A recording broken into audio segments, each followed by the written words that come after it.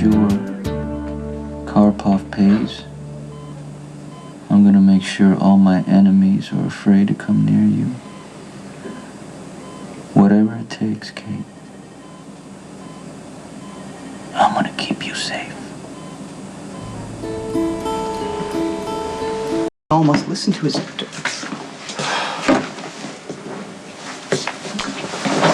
What is going on? You know, when blind Tiresias first issued his unwelcome prophecy, people wouldn't listen. And wait, look, I'm asking Spinelli to remind you where your loyalties lie and all that would be lost if you carry out what Mr. Corinthos wants. You got something to say, Bernie. Say it to me. Don't use Spinelli. I'm sorry. You listen to him, you respect him, and that's how important I think this is. Going after Karpov now would be a terrible mistake. Well, that's the opposite of what you told me before. Didn't you advise me to take him out with a preemptive strike? Yes, that's when I assumed that a truce between you would be impossible, but you proved me wrong. Now, if you violate your own truce, there's going to be open conflict, and, well, it's going to cost us money and lives. Anything else? No. I overstepped. I'm sorry. It's just how serious I think the situation is. I'll think about what you said. Thank you. The Beneficent One speaks from a place of deep concern, but the Jackal fears he is completely misguided. You must act on Mr. Sir's behalf. You want me to provoke a war? The Jackal is aware that Stone Cold considers Mr. Sir a mentor and maybe even a father figure, but one cannot avoid the potential for a deadly Oedipal conflict, the shedding of blood, the dark power. You running a fever again? No, I'm quite well. Spleenless, but well. Okay, can you stop babbling about the Greek stuff? It is relevant to the situation, and indeed a strong example of how a similar tragedy could be avoided. See, if Oedipus has just guided his wagon around that of his father on the road to Thebes, blind Tiresias' prophecy would have never been fulfilled. Oedipus would have never killed his father, however unknowing. Stone Cold has a similar opportunity to avoid a potential conflict, and by doing so, save himself. So are you saying don't challenge Sonny?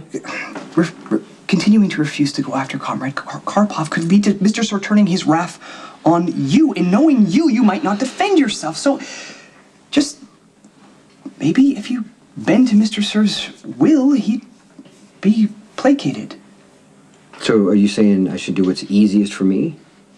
Ease is a relative term. Okay, if I give in to Sonny, I'm taking the coward's way out.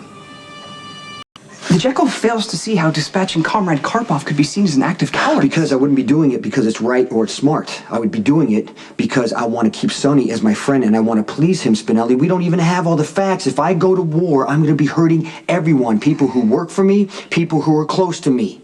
So I guess it comes down to this. Either I betray them or I betray him. Perhaps in the event of Comrade Karpov's demise, his associates would be too intimidated to retaliate. A conflict with Mr. Sir would be avoided. The attack on the fashionista would be avenged. Peace, or something close, would reign. Nurse Nadine. That seems odd. Go ahead, take it. Tis I, the Jackal. Spinelli, it's Nadine Crowell. Could you meet me on the Elm Street Pier, like, now? Are you in dire distress or in need of rescue? Well, not exactly, but I could really use your help. Jackal's in a meeting at the moment. Go. Are you certain? Well, yeah, I'm certain. That's why I called. Okay, I'll be there straight away. I appreciate your thoughts. I hope my private meeting with the Beneficent One couldn't be construed as insubordination of any... No, not at all. Talking this through makes it a little more clear to me because I can't give in to Sonny, no matter how much I want to.